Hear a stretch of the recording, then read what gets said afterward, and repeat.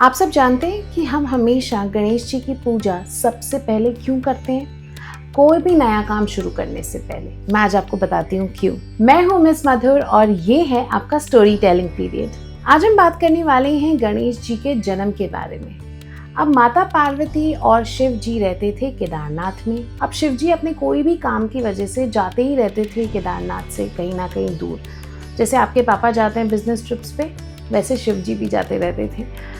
तो माता पार्वती बोर हो जाती थी। तो एक दिन उन्होंने सोचा कि मैं कुछ ऐसा करती हूँ ताकि मेरा मन इतना अशांत ना हो और मैं अपने मन को बहलाती रहूं। उन्होंने उपटन मतलब हल्दी, दही और थोड़ा सा पानी लेके एक मूर्ति बनाई और अपनी शक्तियों से उस मूर्ति से एक बालक बनाया। यस, माता पार्वती बिकॉज एक भगवान थी तो वो ये सब कर सकती थी। तो उन्होंने एक बालक बनाया और उस बालक को उन्होंने अपना बेटा माना और उन्होंने उस बालक से कहा कि सुनो, मैं अब जा रही हूँ नहाने, तो तुम यहाँ पे एज अ गार्ड खड़े रहो और किसी को भी अंदर आने मत देना। अब वो बालक एकदम स्ट्रॉन्ग सिक्योरिटी गार्ड की तरह अपनी मम्मी की प्रोटेक्शन करने के लिए वहाँ पे खड़ा रहा। क्या आप अपनी मम्मी की बात मानते हो? अब जब शिव जी आए, उन्होंने देखा कि कोई बालक खड़ा है और ये मुझे जाने ही नहीं दे रहा है अंदर। तो उन्होंने उस बालक से पहले तो प्यार से कहा कि देखो बालक, मुझे अंदर जाने दो। उस बालक ने कहा बिल्कुल नहीं, ये मेरी मम्मी का घर है, मैं आपको बिल्कुल अंदर जाने नहीं दूंगा। तब शिव जी तो भोलेनाथ थे ही, तो उन्होंने उस बालक से कहा कि देखो बालक, ये मेरा घर है और तुम्हारी मम्मी जो है ना पार्वती जी, वो मेरी वाइफ है। तो उस बालक ने कहा बिल्कुल नहीं, आपके पास कोई OTP है क्या?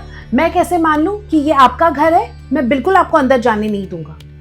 अब शिव जी को बहुत ज्यादा गुस्सा आया। उन्होंने अपना त्रिशूल उठाया और उस बालक का मुंह काट दिया। अब वो बालक का चेहरा और उसकी बॉडी दोनों अलग अलग हो गए। जब पार्वती जी को ये सारा कमोशन सुनाई दिया, वो बाहर आई और उन्होंने अपने बेटे का चेहरा और उसकी बॉडी अलग अलग पड़े हुए देखी। उन्हें इतना ज्यादा गुस्सा आया कि उन्होंने बोला, शिव जी, मैं इस सृष्टि को खत्म कर दूंगी। तब सब लोग बहुत ज्यादा डर गए।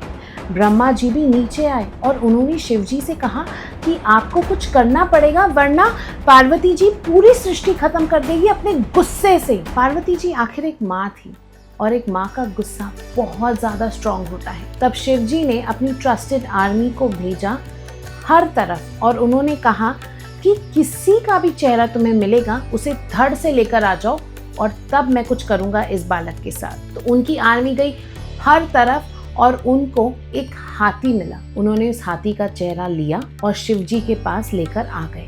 अब शिव जी ने अपनी स्पेशल मैजिकल पावर्स से उस बालक के बॉडी पे उस हाथी का चेहरा डाल दिया। तो शिव जी के मैजिकल पावर्स से वो बालक फिर से जग गया और आज हम उस बालक को कहते हैं गणेश जी। शिव जी ने उस बालक को एक वरदान भी दिया कि आज से जो कोई भी काम पहले शुरू करेगा, सबसे पहले तुम्हारी पूजा करेगा। और इसी वजह से हम गणेश जी की हमेशा पूजा करते हैं कोई भी नया काम शुरू करने से पहले। चाहे कोई नया घर ले या कोई नया बिजनेस शुरू करें आपके मम्मी पापा, या फिर आपका फर्स्ट डे ऑफ स्कूल हो, तब आपको मम्मी हमेशा कहेगी कि पहले गणेश जी से प्रार्थना करो कि आपका ये एकेडमिक ईयर बहुत ज़्यादा अच्छा जाए। ये थी आज की स्टोरी। मैं आपसे मिलती हूँ अगले हफ्ते एक और नई स्टोरी के साथ। This is miss Mathur signing off.